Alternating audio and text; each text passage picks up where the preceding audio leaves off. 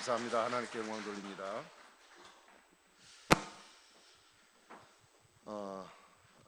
손가락이 5개죠. 한 손마다 5개인데 5개마다 이렇게 모여서 나름의 어떤 그 자랑이 있습니다. 손가락이 5개가 모여서 자랑을 했습니다. 엄지손가락이 착 펴더니 내가 제일 으뜸이고 내가 제일 굵어. 그래서 자기를 딱 자랑을 했습니다. 그랬더니 새끼손가락, 엄지손가락이죠. 엄지죠? 검지. 예. 검지손가락, 둘째 손가락이 말하기를 까불지 마라. 항상 어디를 가리킬 때는 내가 제일 많이 사용돼 라고 얘기를 했습니다. 그러니 가운데 손가락이 하는 말이 나보다 키 큰 사람 있으면 나와봐. 그래서 다 키 큰 걸 또 쫙 자랑을 했어요. 그러니까 4번째 손가락이 까불지 마라. 결혼식이나 약혼식 같이 중요한 어떤 약속을 할 때는 반지를 어디 끼는 줄 알아? 나한테 끼는 거야. 나한테. 5째 손가락은 할 말이 없을 것 같아요. 근데 갑자기 불쑥 태어나서 니네를 까불지 마. 나 없으면 너희들 다 장애자야. 예. 다 모든 손가락들이 다 자기 역할이 있고 그래서 자기 다 자랑거리를 다 갖고 사는 것 같습니다. 이 자랑이라고 하는 것은 사람이 갖고 있는 본능이 아닌가 그런 생각을 해요. 남보다도 조금만 좀 나으면 그게 자랑거리가 되고 또 자랑하고 싶어서 입이 좀 가렵죠. 예, 참고 있으면 특별히 이제 저희 가정도 보니까 손자를 낳으니까 손자를 자랑하고 싶어가지고 저희 아내는 항상 손자를 자랑하지 말라고 제가 옆구리를 찔러도 그 다음에 또 지나면 또 마찬가지. 그 목사님들 다 만나서 보면 전부 손자가 다 앞에 다 있어. 전화기에. 그리고 맨날 그 얘기하고. 뭐 사람이 자랑을 한다면 만들어서도 하겠죠. 사람은 자랑하고 사는 존재다 그렇게 봅니다. 그 역사적으로 보면 터키라고 하는 나라는 그 오스만 제국에 대하여 그 역사를 자랑합니다. 13세기에 시작됐죠. 그 아시아, 그다음에 유럽, 그다음에 아프리카 이 지역을 이렇게 점령을 해서 큰 제국을 이루었던 그때 뭐 그 제가 반짝이고 나중에는 다 이렇게 용두사미처럼 사그러졌지만 어쨌든 그 시대를 지금은 대단한 프라이드를 생각하고 자랑거리를 삼습니다. 그러니까 영국은 대영제국이 대영제국 17세기부터 시작돼 가지고 사실 그 어디입니까 그 인도나 혹은 저 서인도 제도라고 그러죠. 중남 그러니까 미국의 그 중부지방 그 서쪽 동쪽에 그걸 피스카해라고 그런가요? 카스피해라고 그런가? 예. 그 바다 쪽에 수많은 섬들 1만 한 3천여 개의 많은 섬이 있는데 그 섬들 그다음에 북아메리카 이걸 다 점령해서 그다음에 또 2차적으로는 또 뭐 인도라든지 그래서 오스트리아, 호주죠. 그다음에 뭐 뉴질랜드 이런 뭐 상당한 큰 나라들을 이렇게 지배하고 살았던 그래서 해가 지지 않을 것이다. 해지지 않는 나라. 그래서 그 나라의 영광을 지금도 그들의 프라이드를 생각하고 자랑하고 사는 그런 경우를 봅니다. 오늘은 제가 서두에 말씀드리면서 우리 자랑에 관한 문제를 좀 설명을 드리고 싶습니다. 이 교회라고 하는 것은 세상의 어느 곳보다도 다양한 사람들이 모인 공동체입니다. 특별히 당시 초대교회의 경우에는 전혀 같이 할 수 없으리라고 생각했던 그룹의 사람들이 모였어요. 하나는 이방인과 유대인. 이거는 서로 상존할 수 없는 그런 관계인데 교회에서 한 부류로 이렇게 섞여 있었습니다. 그리고 또 왕족의 출신들, 고급 관료들이나 이런 괜찮은 사람들이 또 교회에 들어오고 그 다음에 아주 천한 노예 계급의 사람들이 교회 안에 들어와서 공존을 하게 되고 그 다음에 남자들 그 당시에 남자는 여비 사상이 강했잖아요. 여자는 이렇게 사람 숫자에 치지도 않을 정도로 이렇게 천하게 생각했던 그 시대에 남자, 여자, 그 다음에 아이들까지 다 함께 모여서 남녀노소 빈부귀천 그야말로 그 모든 요소의 사람들이 다 모여서 교회를 이루었습니다.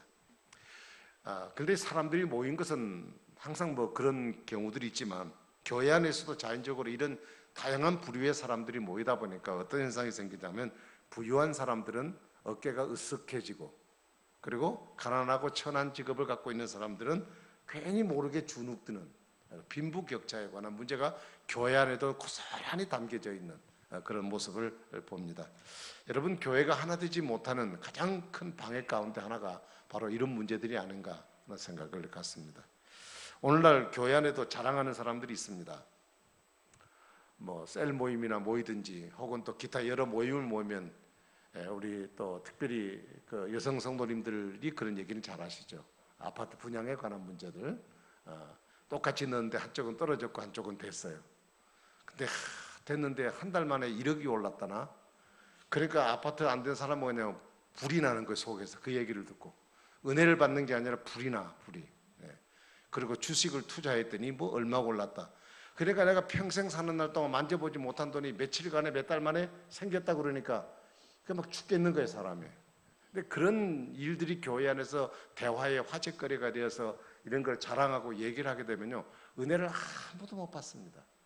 아무도 못 받습니다. 오히려 그것 때문에 상처되고, 잘났으면 너가 잘났다, 돈 많으면 네 언제 돈 많냐, 뭐 이런 식으로 빈정되고 그것 때문에 서로의 그 갈등 관계를 빚어가는 경우들을 많이 봅니다. 그래서 오늘 우리는 대수롭지 않게 생각하고 내받는 행동들이 다른 사람들에게 아픔과 심각한 문제를 가져다 줄 수 있다는 이야기죠. 그래서 오늘 본문을 통해서 그 갈등의 원인에 대해서 이야기를 하면서 부자들과 가난한 자들에 대한 이야기를 지금 상대적으로 이야기를 하고 있습니다. 사실 여러분, 가난한 사람들은 자랑할 거리가 없지만 부자들은 자랑할 거리가 참 많죠. 뭐 자랑이라는 말이 무슨 말인지 잘 아시지만 낼 만한 것들을 뽐내고 으스대는 것을 이렇게 자랑이라 이렇게 이야기를 합니다. 그래서 오늘 처음 본문 9절 말씀 보면 이런 얘기가 시작됩니다. 낮은 형제는 자기의 높음을 자랑하라, 이렇게 지금 말씀을 합니다. 여기서 낮은 형제라고 하는 것은 가난하고 연약하고 사회적으로 소외된 사람들을 이야기합니다. 이런 사람들은 상대적인 빈곤과 상대적인 박탈감을 갖고 있기 때문에 항상 자존감이 낮아 있는 사람들입니다. 이런 사람들은 조그마한 말이나 어떤 행동과 혹은 농담까지도 쉽게 받아들이지를 못해요. 그래서 이렇게 마음이 상처를 받고 있는 이 사람들에게 오늘 본문은 말하기를 너의 높음을, 낮은 형제는 너의 높음을 자라. 높음이라고 하는 것은 부유함을 얘기하거든요. 낮은 형제는 돈이 없다는 얘기잖아요. 근데 가난한 너희들 부자된 것을 자랑하라, 뭐 이렇게 얘기를 한다는 얘기의 말을 의미를 보면, 자, 이 얘기를 들으면 그러나도 가난해서 속상하고 있는 사람에게 너 부자 안 될래? 하는 얘기를 하는 것은 마치 뭐와 같으냐, 나를 돈 없다고 비웃는 거냐라고 고깝게 그 말을 받아들일 수 있는 가능성이 있는 말이에요. 그 다음에 10절에 보면 부한 자는 자기의 낮아짐을 자랑하라, 이렇게 얘기했습니다. 부한 자라는 것은 재물이 많고 또 배움도 있고 모든 면에서 넉넉한 그런 여유를 가진 사람들이겠죠.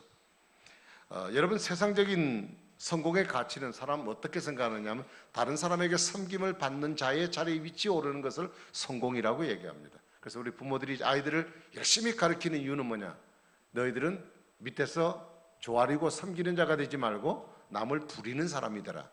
그래서 그 섬김을 받는 자의 위치에 오르는 것을 세상적으로는 그걸 가치로 생각하는 거죠. 자, 이런 상황 속에 늘 자기는 섬긴다고 생각하고 있고 늘 낮은 자 위치에 처해 있었던 이 사람에게 늘 그 남에게 섬김을 받는다고 생각하고 살아왔던 이 사람에게 너는 가난해져라, 가난을 자랑하라, 이런 말에 요구를 하게 되었을 때 부자들은 그 말을 들으면 무슨 얘기를 하겠습니까? 나보고 거지가 되라는 얘기냐? 그리고 오히려 그것 때문에 나를 저주하는 것이라고 오해할 수 있는 가능성이 있는 말씀이에요. 그래서 이 두 경우를 두고 보면 극히 비상식적이고 그리고 상당히 역설적인 그런 내용의 말씀이 아닌가 하는 생각을 해봅니다. 자, 그러면 왜 이런 역설적인 내용들을 오늘 성경은 얘기하고 있을까? 10절에 보면 그 이유를 이렇게 말합니다. 그 이유는 그가 풀의 꽃과 같이 지나가기 때문이다. 여러분, 모든 육체와 영광은 풀의 꽃과 같다고 그랬습니다. 풀이라고 하는 것은 영원하지 않습니다. 우리 교회에서도 이렇게 화분에다 심어놓은 화초를 두는 이유는 꽃꽂이를 하면 훨씬 더 예쁘지만 그냥 금방 시들어 버려요. 그러면 또 처리하기도 곤란하고 또 비싼 주게 사가지고 돈도 아깝고 뭐 그러잖아요. 근데 이거는 그래도 생명이 좀 길지 않습니까? 예, 뭐 영원한 것은 아니지만 이 풀이라고 하는 것은 영원하지 않은 거예요. 잠시 후면 말라버려요. 그래서 말라 비틀어져서 그것을 구겨가지고 아궁이 속에 집어넣을 수밖에 없는 것들이란 말이죠. 그래서 풀의 꽃과 같다는 것은 세상의 것이라고 하는 것은 아무것도 아니다 그런 얘기예요. 시시한 것이다. 잠깐 있다 없어지는 것이다. 그건 별것이 아니다 라는 의미를 말씀하고 있습니다. 여러분, 장래일을 누가 예측할 사람이 있겠습니까? 여러분의 부함과 여러분의 가난함, 이것에 대해서 누가 예측을 할 수 있겠습니까? 하나님은 오늘도 이 자리를 여기다 옮겨 놓을 수도 있고 여기를 이쪽으로 옮겨 놓을 수 있는 분이 하나님이세요. 그러니 우리는 그 어떤 것을 가지고도 그것이 자랑할 수 있는 자랑거리는 되지 못한다는 겁니다. 그렇기 때문에 세상을 우리는 항상 바라볼 때 풀의 꽃과 같은 개념으로 바라봐야 돼요. 세상 열심히 살고 소중하게 여겨야 되지만 그것의 본체는 풀의 꽃과 같다 하는 그 정체성을 우리가 꼭 잊지 말고 살아가야 할 것입니다.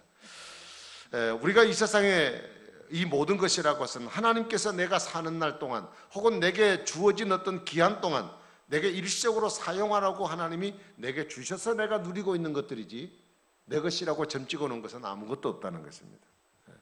여러분, 세상에서 내 마음대로 조종하고 살 거 있습니까? 내가 내 자식도 조종을 못하는데 내가 무엇을 조종합니까? 내가 내 자신도 조종을 못하는데 내가 뭘 조종하고 살겠습니까? 11조 같이 하나님의 것을 하나님의 것으로 인정하지 못하고 자신의 계획을 위해서 감당하지 못하는 것은 하나님이 내게 주신 삶에 대한 이해가 부족함에서부터 생겨진 것이라고 볼 수 있습니다. 이 모든 것 하나님이 걷어가시면 우리는 다 없어지게 되는 것들이에요. 하나님 주신 삶의 이 의무들을 잊고 현재 주어진 삶이 마치 영원할 것이라고 생각해서 살아가는 그 어리석음을 바라보고 항상 우리는 주변을 돌아보는 지혜를 가져야 될 필요가 우리에게 있습니다.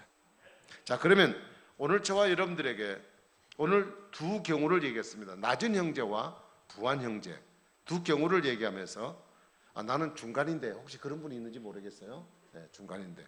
근데 사람이라는 건 중간은 없습니다. 어쨌든 상대적이기 때문에 이쪽 아니면 이쪽입니다. 자, 낮은 형제가 꼭 벗어버려야 될 것이 있습니다. 그게 뭐냐? 사람은 자기가 가난하고 없다는 이유로 자존감이 낮아 있습니다. 그리고 열등의식이 있습니다. 그리고 항상 비굴해집니다. 이것을 없고 나는 가난하고 배운 것이 없다는 사람은 이것을 빨리 벗어버려야 돼요. 하나님께서 우리에게 나름대로 적절한 처지와 형편에 처하여 살 수 있도록 해주었습니다. 그런데 우리가 설령 그 문제가 가난하게 사는 것이라 할지라도 어떻게 우리가 믿음으로 살아갈 것인가를 알아봐야 할 필요가 있다는 얘기예요.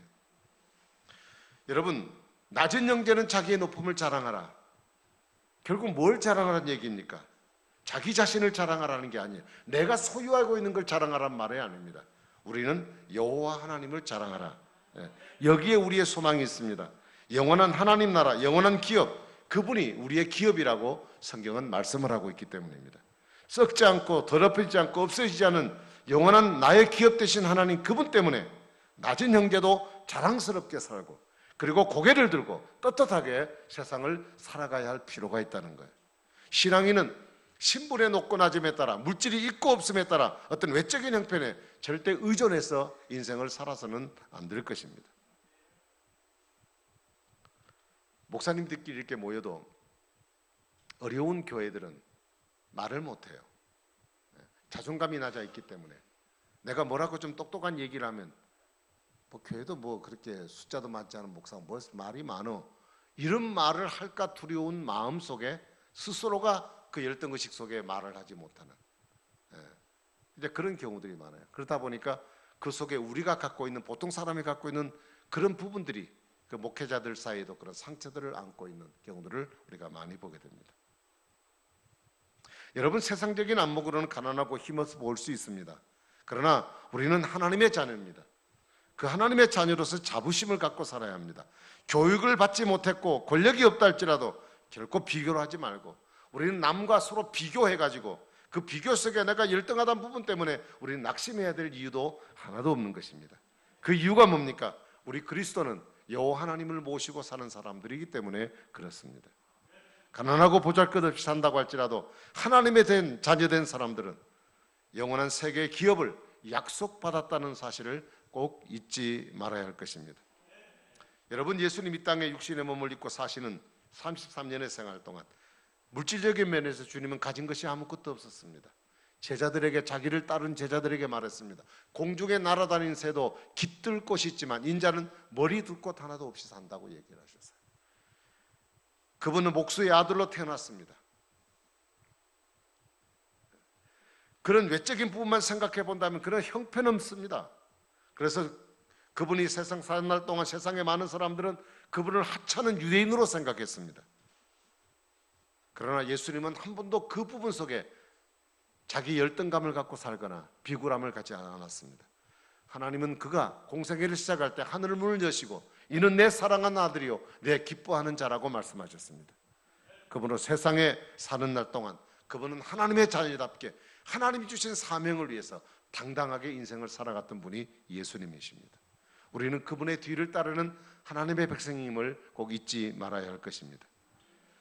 그 다음에 두 번째로는 부한 형제에 대한 얘기를 합니다. 부한 형제, 넉넉한 사람이 벗어버려야 될 게 있습니다. 사람이 남보다 조금 더 낫다는 이유 때문에 가지는 교만이 있습니다. 내가 건강하면 약한 사람 앞에 교만할 수 있습니다. 내가 돈이 좀 많으면 돈이 좀 없는 사람 앞에 내가 교만합니다. 애들이 조금 공부 잘하면 좀 못하는 사람들 앞에 내가 교만합니다. 여러분, 교만은 뭘 가져온 줄 압니까? 남을 무시해요. 그리고 남을 업신여기는 자세를 갖게 되는 겁니다. 그런 말이 있습니다. 교만은 하나님도 손 못 댄다고요. 이 교만은 뿌리 끝까지 깊이 숨겨져 있는 거기 때문에 내 목숨 잃을 때까지 이 교만은 없어지지 않을 정도로 우리에게 큰 골칫덩어리입니다. 건강도 약해질 수 있습니다. 부와 명예도 순식간에 잃을 수 있습니다. 그래서 하나님을 믿는 사람은 자기가 높은 자리에 있다고 교만하지 않습니다.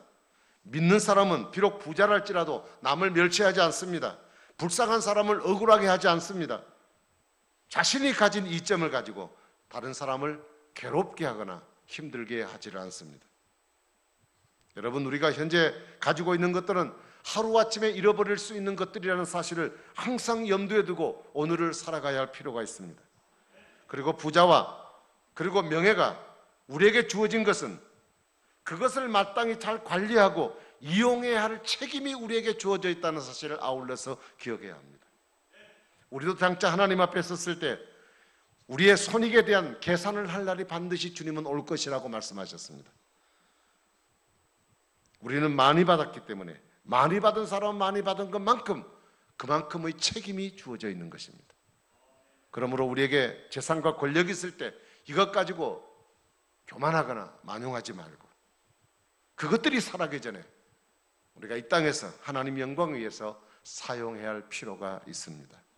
그래서 11절에 쇠자날이라는 말은 결국 이러한 것들은 영원하지 못하고 언제든지 역전될 수 있다는 의미를 갖고 있는 것입니다. 그래서 오늘 현실교회 바로 이런 것 때문에 교회 안에 부작용이 많아요. 그래서 10절의 말씀은 우리에게 해결의 말씀으로 말씀하기를 결코 그 자랑거리는 세상에 있는 그 자랑거리는 풀의 꽃과 같고 영원하지 않다 하는 말씀으로 우리에게 결론을 맺고 있습니다. 그 지구상에 생존했던 동물 가운데 그 메가캐로스라고 하는 그 큰 뿔을 가진 사슴이 있었다고 합니다. 근데 언젠가는 이 사슴이 자연 세계에서 도태가 돼버리고 그래서 멸종된 동물입니다. 근데 그 사슴은 아주 커다란 뿔을 자기 자랑으로 삼습니다. 근데 그 사슴, 큰 뿔을 가진 사슴이 오래 살지 못하고 번식하지 못하고 멸종한 이유가 뭐냐? 너무 뿔이 무게가 커가지고 사슴이 번식하는 행위를 하지 못하는 거예요. 그래서 결국 그 자랑거리인 그 자부심이었던 그 뿔이 이 사슴의 끝을 맺는 비극의 원인이었다고 그렇게 기록이 되어 있습니다. 사랑하는 성도 여러분, 나는 어떤 자랑을 하고 오늘을 살아가고 있습니까? 하나님의 사람으로서 정말 자랑한 삶이 무엇입니까? 오늘 말씀대로 낮은 형제는 자기 높음을 자랑하고 부한 형제는 자기 낮아짐을 자랑하라고 했는데 이 말의 의미가 뭡니까? 자랑을 자기 자신에게서 찾지 말라. 나의 소유와 어떤 것을 찾지 말고 나의 자랑을 다른 사람에게서 찾으라는 말씀의 의미입니다. 여러분, 내가 소유한 것 때문에 여러분 결코 자랑하지 말기를 바랍니다. 에레미야 9장 23절에 보니까 여호와께서 같이 말씀하시되 지혜로운 자는 그 지혜를 자랑하지 말고 용사는 그 용맹을 자랑하지 말고 부자는 그 부함을 자랑하지 말라고 말씀을 하셨습니다. 오늘 본문의 말씀을 보면서 그 당시도 마찬가지고 오늘도 마찬가지고 우리 공동체 안에서 이 낮은 형제와 높은 형제의 관계에 우려를 표하는, 우리를 힘들게 하는 문제들이 있습니다. 근데 대부분 보면 낮은 형제, 가난하고 또 어렵고 또 이런 사람들은 그다지 큰 문제가 되지는 않습니다. 문제는 높은 형제입니다. 그들은 교만이 다른 사람의 상처와 시험거리를 만든다는 문제입니다. 다른 사람보다 좀 더 나은 환경 때문에 상대를 무시할 수도 있다는 거예요. 비록 내가 의도적으로 상처를 주려고 한 것은 아니었지만 그러나 남을 고려하지 않고 하는 일과 행동 때문에 결국 자기 자신을 자랑하는 것이 다른 사람 앞에 어리석음으로 나타나는 경우도 있습니다. 여러분, 내가 자랑하고 내가 중요하게 생각하는 그 모든 것이 풀의 꽃과 같이 쇠잔한다는 이 사실을 여러분 얼마나 기억하고 사십니까? 하나님 앞에서는 높고 낮음은 아무런 의미가 없습니다. 부하고 가난한 것은 하나님 앞에 아무런 문제가 되질 않습니다. 여러분, 목욕탕에 들어가면 옷을 다 벗고 갑니다. 속옷 하나 걸치지 않고 다 갑니다. 목욕탕에 들어가면 주인이나 종이나 똑같습니다. 니나 나나 똑같아요. 거기다 물에 툭 들어가고 생지가 물에 빠진 듯이 쭉 내놓으면 그 사람이나 그 사람이 똑같아요. 여러분, 우리가 하나님의 자녀라는 것은 주인이나 종이나 다 하나님의 자녀라는 궁극적인 목표와 또 그 관계는 다 똑같은 것이에요. 믿기 전에는 돈이 기회고 지위가 높은 것을 자랑스럽게 생각했습니다. 그러나 예수 믿고 하나님의 자녀가 된 이후에는 예수 믿어서 구원받는 것을 자랑하고 또 은혜 받은 교인 된 것을 자랑하고 주님 없는 교회 일꾼 된 것을 자랑스럽게 생각하는 것입니다. 믿는 사람들은 없어도 비굴하거나 자기를 자랑하지 않습니다.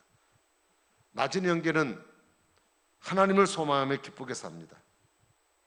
그리고 또 부한 형제는 자기에게 맡겨진 책임을 깨닫고 하나님이 내게 주신 이 삶의 환경들을 가지고 겸손하게 그 일을 감당합니다. 믿는 사람은 어떤 환경도 저주도 상관하지 않습니다. 하나님께 주신 우리의 은혜의 분량대로 주신 줄 알고 그 삶을 감사하면서 살아가게 되는 것입니다. 여러분, 많이 위탁받은 것은 하나님으로부터 아주 위험한 것을 소유하고 있다고 생각을 하시면 됩니다. 잘 관리하지 않고 낭비하거나 유혹에 넘어가서 엉뚱한 데 사용하면 우리는 하나님 앞에서 반드시 모진 책임 추궁을 받게 될 것입니다. 우리는 특별히 하나님의 영광을 위해서, 이웃을 위해서, 교회를 위해서 우리의 가진 것을 감당하는 책임의식이 우리에게 무엇보다 필요함을 인정해야 할 것입니다. 여러분, 그러므로 우리가 있다고 교만할 이유도 없다고 낙심할 이유도 하나도 없습니다. 그저 하나님 앞에 섰을 때 칭찬받을 수 있도록 부하든지 가난하든지 하나님 나라의 기업으로 삼고 우리가 만족스럽게 생각하고 범사에 감사하면서 살아가는 저와 여러분 되셔서 우리에게 주신 삶의 환경을 통해 우리 인생이 하나님 안에서 행복해지는 저와 여러분이 될 수 있기를 바랍니다. 여러분, 우리의 삶은 언제든지 달라질 수 있습니다. 그래서 나의 시각으로 바라보지 않고 믿음의 시각으로 바라볼 수 있는 눈이 필요하다는 거예요.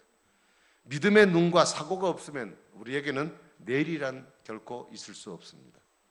그래서 저와 여러분들에게 중요한 것은 나만 생각하는 삶의 태도를 버리자. 나만 생각하는, 나 자신만 생각하는 태도는 다른 사람의 입장을 무시할 수 있습니다. 여러분, 교만을 드러낼 수 있어요. 우리 교회만 생각하는 것, 이것도 결코 옳지 않습니다. 이 태도를 우리가 버려야 할 필요가 있습니다. 여러분, 사람이 이 땅을 살면서 돈 걱정 없이 살려면 돈이 얼마나 있으면 될까? 한번 생각해 본 적이 있습니까? 얼마나 있으면 내가 지금부터 걱정 없이 살 수 있을까? 권사님 10억이면 되겠습니까? 안 되겠어요? 안 되겠답니다. 와, 큰일 나네. 뭐 50억이면 되나요? 그건 좀 괜찮을 것 같아. 근데요, 우리가 살아가는데 필요한 이유들이 몇 가지가 있죠. 주거 환경, 그 다음에 자녀 교육, 그 다음에 일상생활, 그 다음에 여가 선용, 여행도 해야 되잖아요. 그 다음에 노후에 저축되놔야 되잖아요. 한 5가지를 크게 대충 우리가 꽂을 수가 있어요. 근데 여기에 필요한 최소 금액이 10이라고 생각했을 때, 필요 금액이 10이라고 생각할 때, 계산해 볼 때 10이라고 했을 때, 근데 우리가 원하는 금액은 얼마냐? 그것보다도 10배가 많답니다. 네. 그러니까 100만 원만 있으면 되는데 필요가 금액이, 근데 나는 원하는 거는 1000만 원을 원한다는 거예요. 그것 때문에 사람들은 이렇게 힘들게 삽니다. 네, 이렇게 힘들게 삽니다. 그러면 도대체 그 차이가 뭘까? 10배 나는 차이가 뭘까? 뭐 조금 어려운 얘기가 되겠습니다만, 가격이란 말이 있습니다. 가격은 어떻게 결정되느냐? 물질의 그 수요와 공급에 따라서 가격은 달라져요. 그렇죠? 예, 올라갈 수도 있고 내려갈 수 있어요. 그런데 가치라고 하는 것은 뭐예요? 이거는 주관적이에요. 그리고 윤리적인 거예요. 그리고 자기 인생관과 같은 겁니다. 가치관은. 자, 혹시 여러분 돈은 별로 들어가지 않은 것 같은데 어떤 일을 하고 난 뒤에 뿌듯한 마음을 가진 적 있습니까? 근데 돈은 엄청나게 썼는데 뿌듯함이 없을 때가 있습니까? 그 차이가 뭘까요? 사람들은 생각할 때 돈의 결과물은 양이라고 생각해요. 많이 써야 된다고 생각을 해요. 근데 진정한 결과물은 보람, 가치, 질의 문제입니다.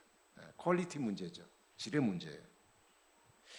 이런 예를 들어보겠습니다. 어릴 때부터 우리 한국 사람들은 자녀를 좋은 교육 시키고 싶어서 돈 좀 있으면 다 어디로 보냅니까? 미국, 캐나다로 이렇게 일찍 어릴 때부터 혀가 좀 잘 돌아가려면 굳어지기 전부터 보내야 된다 해서 초등학교 때부터 보낸 경우도 있습니다. 자, 그럼 어린아이를 보냈으니까 엄마는 어떻게 해야 돼요? 따라가야죠. 아빠는 뭐예요? 따라가면 안 되잖아요. 아빠는 돈을 서포트 해줘야 되잖아요. 그래서 혼자서 기러기 아빠로 삽니다. 1년, 2년, 3년, 4년, 5년을 삽니다. 살다 보면 남자도 지쳐버려요. 돈을 맨날 갖다 대놔도 계속 빚지는 거예요. 혼자 사는 외로움이 말할 수가 없어요. 가정의 단란함을 잃어버렸잖아요. 그래서 막 너무 힘들어서 술 마시고 그러다가 나중에 낭패를 당하고 부부가 서로 헤어지는 경우들을 우리가 보도상을 통해서 많이 발견하게 됩니다. 그런 많은 희생을 했습니다. 근데 여러분, 그 과정과 결과가 어떠한가? 그 비싼 유학이라는 그 희생의 성과가 우리에게는 많이 만족스럽지 않은 경우를 발견하게 됩니다. 애를 일찍 보내면 영어는 좀 하겠습니다. 영어는 하겠죠. 그렇지만 자칫 애들이 부모를 떠나고 또 다른 문화에 살면서 자유방임하게 됨으로 인해서 공부는 물론이고 인성이 다 나빠져요. 그래서 그 나라에 적응을 하지 못해요. 그러다 어영부영하고 그냥 공부하고 와갖고 한국에 와봐야 일자리가 없어요. 어제는 목사님하고 전화하면서 그 목사님이 자기 애를 그 버클리 음대 그 첼로를 공부하게 했어요. 그래서 오랫도록 공부하고 지금 이제 그 시민권을 갖고 있어요, 아이가. 근데 오라고 하고 싶은데 자녀가 살아야 되잖아요. 군대 문제가 걸렸어요. 40까지는 오면 군대 들어가야 돼요. 그 다음에 그러다 보니까 뭐가 생깁니까? 애가 미국에서 특별한 직업도 못 갖고 있고, 그러니 한국에 와도 그냥 어영부영 거기에 있어도 별로 그래요. 수많은 돈을 들였지만 사실 거기에 따르는 결과들을 맺지 못하는 경우들이 상당히 많이 있습니다. 물론 그것이 잘못됐다고 얘기를 하는 것은 아닙니다. 여러분, 결국 우리는 삶을 살아가는데 우리는 돈이 있어야 된다고 생각하지만 결국 돈의 문제가 아니라 원칙의 문제입니다. 마인드셋, 이 원칙의 문제거든요. 원칙의 문제. 우리가 무엇을 성취하는데 넉넉한 돈이 필수적이지 않다는 거예요. 그래서 돈의 행복이라고 하는 그 말에서 나온 그런 법칙이 하나 있습니다. 한계 효용 체감의 법칙이라는 게 있습니다.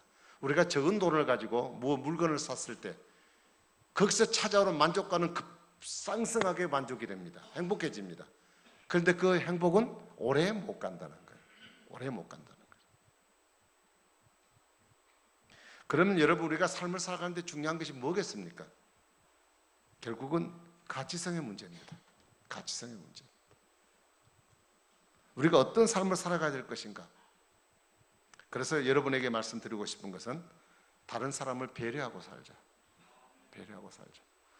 제가 여러분들을 이렇게 주례를 많이 했습니다만 요즘 근자에 와가지고 주례 다른 말에 왜 아무 소용 없다 하는 생각이 들어요. 왜냐하면 제가 우리 목사님이 저 주례해 줄 때 40분 설교를 준비하고 40분 하셨어요. 교회에서. 하나도 기억하는 게 없어요.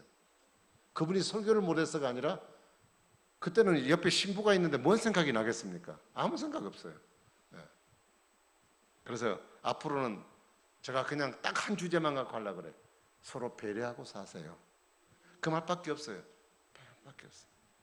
부한자는 다른 사람들과 나눔의 섬김의 삶을 실천하라는 거예요. 주어진 것으로 교만한 것은 우리가 최선을 다하지 못하는 삶입니다. 왜 하나님이 그렇게 내게 넉넉함과 여유를 주셨느냐? 그것은 교만 떨라고 준 게 아니란 말이죠. 그것을 통하여 나눔과 섬김의 삶을 위해 하나님께서 우리에게 주셨다는 것입니다. 주어진 것으로 그 의미를 깨닫고 나누는 섬기는 삶을 살아야 돼요. 이것이 내일을 걱정하고 오늘을 살아가는 삶이라고 볼 수 있습니다. 그리고 가난한 사람은 너무 의존적인 사고를 버려라.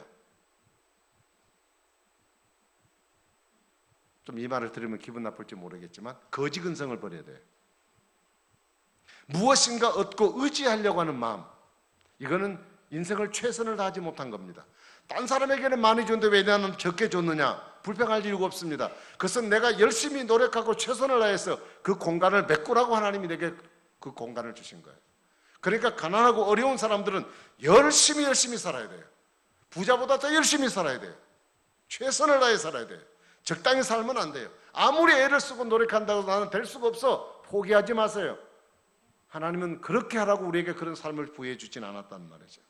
그래서 오늘 우리는 어떻게 살든 주신 것은 하나님이시겠지만 우리가 오늘을 부끄럽지 않게 살아가야 될 필요가 있다는 거예요. 그럴 때 우리는 우리의 삶 자체가 가난하든 부하든 간에 하나님의 자랑거리로 살아갈 수가 있습니다. 부자든 가난하든 우리에게 주신 삶에 최선을 다합시다. 오늘의 삶이 하나님께서 각자에게 부여하신 최선의 삶의 환경인 줄을 믿고 우리는 상대적인 것이 아니라 절대 가치이신 주님께, 그분께 삶의 가치를 두고 기준을 두고 오늘을 성실하게 최선을 다해 믿음으로 사는 저와 여러분 되기를 주님의 이름으로 축복합니다. 기도하겠습니다. 자비로우신 아버지, 우리가 하나님 앞에서 살아가는 삶이 물질의 있고 없고에 관한 문제들 때문에 우리는 상승 그리고 하락의 폭이 너무 큽니다. 그것이 마치 물질 자체가 우리 행복을 주고 불행을 주는 것처럼 생각하고 인생을 살아갑니다. 그러나 성경은 이 인생의 삶이라고 하는 것은 풀의 꽃과 같이 시들어버리는 것이라고 말씀하셨습니다. 오늘도 우리는 우리의 주어진 환경 때문이 아니라 주님이 나의 기업 되심을 믿고 오늘도 그 하나님이 오늘도 내게 주신 삶이 그게 상대적으로 부유하든 가난하든 그것은 하나님에 관한 문제이니 내게 주신 삶의 환경 속에서 우리가 어떤 가치를 가지고 어떻게 최선을 다해 살아가는 것인가, 우리가 해야 될, 풀어가야 될 문제임을 알고 우리 낙심하거나 교만하지 말고 하나님 앞에 성실함으로 오늘을 살아갈 수 있는 믿음의 성도들 다 될 수 있도록 은혜를 베풀어 주시옵소서. 그래서 우리가 항상 우리의 삶이 가난하든 부하든 부끄럼 없이 하나님 앞에서 칭찬드릴 만한 믿음의 아름다운 삶을 살아 하나님 주시는 진정한 평안과 행복이 우리 모든 성도들의 삶 가운데 임하도록 축복해 주시옵소서. 예수님 이름으로 간절히 기도하옵나이다. 아멘. 우리 연주 들으면서 하나님께 헌금 드리도록 하겠습니다.